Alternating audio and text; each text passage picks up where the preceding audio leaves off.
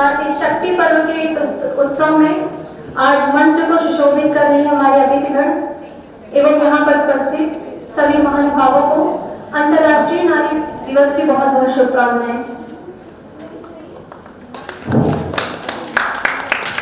आज मैं सुबह से देख रही हूँ कि हमारी महिला मंडली में काफी जोश दिखाई दे रहा है और एक ही रंग उन्हें दिखाई दे रहे हैं। उनका यह जोश हम मंच पर हो रही हर प्रस्तुति में भी देख रहे हैं। आशावादी हूँ और अभिलाषी भी हूँ कि ये जोश, ये जुनून, ये उत्सव मात्र एक दिन तक नहीं सीमित रह जाएगा। हर दिन महिला का दिन है, हर दिन शक्ति का दिन है, हर दिन उत्सव का है, इंसानियत का है, जिसकी केंद्र बिंदु महिलाएं हैं। आज इस संकल्प के साथ आप सबको मैं संबोधित करना चाहती हूँ कि हर महिला में असीम ताकत है, खुद एक इंस्पिरेशन बनने की ताकत है और हमें किसी का प्रोटोटाइप नहीं बनना है। हमें खुद अपने ताकत पर, अपने दम पर एक इतिहास रचना है। यहाँ मौजूद है वो सभी विभूतियाँ जो संस्कार, समाज और रोजमर्रा के आम व्यक्ति की जिंदगी में एक समन्वय को ढूंढती हैं, एक सोच को ढूंढती हैं, एक सोच का संचार भी करती हैं। आजकल जब चर्चा होती है शक्ति की, अर्थात शक्ति स्वरूपा की, तो अक्सर लोग कहते हैं the empowered women who blessed with education. लेकिन हमारे देश की साधारण महिला शक्ति को किसी भी पैमाने की कोई जरूरत नहीं है। आगे मैं जो भी आपको एक सच्ची घटना बताने जा रही हूँ, शायद आप इस घटना के माध्यम से हमारी बात को समझ सकेंगे। अगर आपकी अनुमति हो तो मैं वो घटना आपके समक्ष प्रस्तुत करूं। धन्यवाद। एक समारोह में मंच संचालन करते हुए स्मृति ईरानी जी, इस नाम से हम सभी बेहद अच्छे तरीके से परिचित हैं। एक समारोह के दौरान मंच कार्यक्रम करते हुए स्मृति ईरानी जी की मुलाकात एक महिला से होती है और वह पूछती है कि आज मंच पर आपका परिचय क्या करवाऊं, मतलब आपका परिचय लूं तो क्या बोलूं आपको, क्या लेके आपका परिचय करवाऊं। वो महिला बड़े ही बेबाक तरीके से कहती हैं कि मेरा परिचय देते वक्त ये बोलिएगा जरूर कि मैं वो माँ हूँ, वो औरत हूँ जिसने अपनी ही बेटी को मारने का प्रयास किया लेकिन विफल रही। स्मृति ईरानी जी कहती हैं कि इतना क्रूर तो कोई भी नहीं होता है, वो भी खासकर अपने परिचय में। लेकिन फिर भी उस महिला ने कहा कि बोलिएगा जरूर, कहिएगा जरूर। जब उनसे पूछा गया कि आप ऐसा क्यों कहती हैं, कि आपका परिचय यह है कि आप वो माँ हैं, आप वो औरत हैं जो अपनी ही बेटी का कत्ल करने के प्रयास में विफल हो गई, तो उसने कहा कि नवंबर-दिसंबर की ठंड में मैंने अपनी तीसरी बेटी को जन्म दिया और पति ने पहले से ही आगाह कर दिया था कि तीसरी भी अगर बेटी हुई तो घर लौटना मत। अस्पताल में मिलने भी कोई नहीं आया। मेरा भाई आया तो मुझसे बोला कि जीजा जी से बात हो गई है, अगर तीसरी का निपटारा कर दो तो 2 बेटियों के साथ तुम घर पर रह सकती हो। निपटारे की क्या तैयारी थी? निपटारे की ये तैयारी थी कि महिला से कहा गया कि जब तुम घर लौटोगी तो तीसरी को तुम कुछ इस प्रकार मारना कि पुलिस को शक तक न हो कि बेटी का कत्ल हुआ, कि वो अपने आप मरी। वो महिला अपनी 3 दिन की बेटी को लेकर घर लौटती है। शाम को ठंड में अपनी बेटी के बदन से वस्त्र को उतारती है और खाट पर छोड़ देती है और जाकर चौखट पर बैठ जाती है। उसने सोचा कि नवंबर-दिसंबर की ठंड है, ठंड की रात है, 3 दिन की बच्ची है, मर जाएगी और सुबह उठकर मैं चिल्ला दूंगी, फिर पुलिस भी रफा दफा कर देगी, कोई सवाल नहीं उठेगा। बेटी के मौत का इंतजार करते करते वह चौखट पर सो गई और भोर होते होते जब उसकी आंखें खुली महिला की आंखें खुली तो वह महिला डरते डरते उस खाट के पास गई जहां अपनी बेटी को छोड़ी थी कि बच्ची का शरीर पड़ा होगा, अब तो चिल्लाने के बाद ही है, मर चुकी होगी बिटिया। फिर उसके पास, उस पलंग के पास जाकर देखती है और कहती है कि मैंने पलंग के पास जाकर देखा कि मेरी बच्ची सिर से लेकर पांव तक नीली थी बिल्कुल, लेकिन जिंदा थी।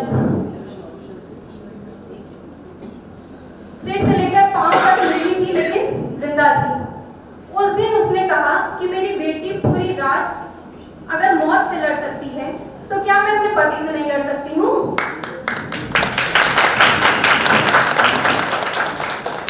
वास्तव में यह कहानी दिल को छू गई हम सभी के कि अगर शक्ति स्वरूपा का उदाहरण देना है एक ग्रामीण महिला का, तो ऐसे कई उदाहरण हमारे रोजमर्रा के जीवन में हमारे सामने से होकर देखते हैं।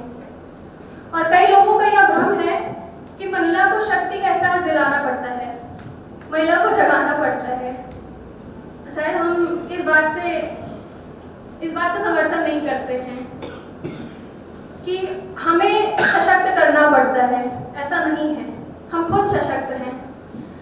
और कई कुछ तो ऐसे भी मिलते हैं जो हमें ये कह जाते हैं कि डरो मत, हम तुम्हारा सहारा हैं। लेकिन सब ने अपने जीवन में संघर्ष किया है, चुनौतियों को देखा है, सब ने अपने जीवन में उस चुनौतियों का समाधान के रूप में बदला है और अपनी जिंदगी में आगे बढ़े हैं। सब ने कहीं ना कहीं संघर्ष में थोड़ा बहुत रोया है। आज मुस्कुराने की बारी है, तो आज उन सभी महिलाओं को, बहनों को उनके संघर्ष के लिए, उनके यात्रा के लिए मैं अभिनंदन देती हूँ। और शक्ति के पर्व में उपासक के रूप में जो भाई उपस्थित हुए हैं, पूरा पुरुष वर्ग उपस्थित हुआ है, उनके प्रति भी मैं नृत्य प्रदर्शित करती हूँ। और बात होती है कि बेटियां बेटों के बराबर हैं, लेकिन नहीं, ऐसा नहीं है। बेटों की जगह अलग है, बेटियों की जगह अलग है। बेटी बेटों के बराबर है, बेटा बेटी के बराबर है, ऐसा नहीं है।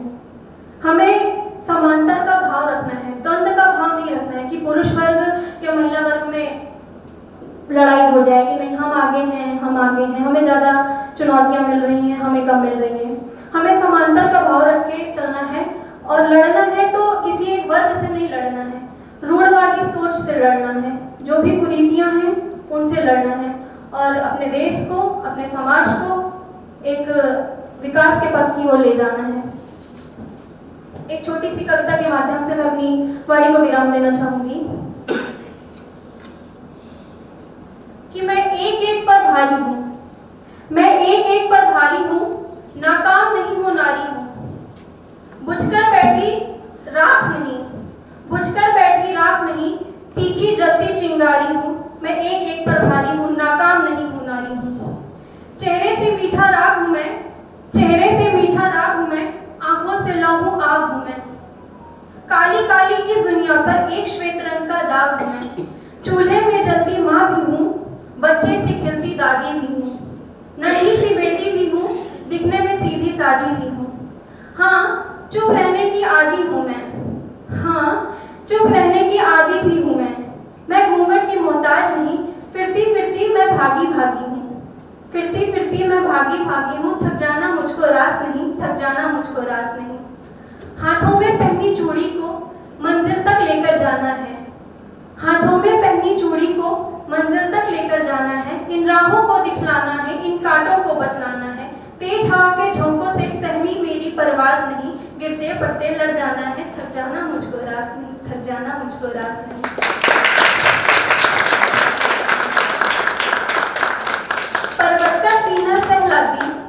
पर्वत का सीना सहलाती मैं मध्यम बहती गंगा हूँ। जंगल की उलझन सुलझाते मैं वन देवी सीता हूँ। मैं प्रेम की भाषा सिखलाती मैं कृष्ण दीवानी राधा हूँ। दुष्टों का सत्यानाश करूँ मैं दुर्गा हूँ काली माता हूँ। कुर्ती साड़ी चुन्नी चोली ये कपड़े हैं जंजीर नहीं। कुर्ती साड़ी चुन्नी चोली ये कपड़े हैं जंजीर नहीं। पायल बिंदी झुमके लाली कंगन मेरी ताबीर नहीं। कमसन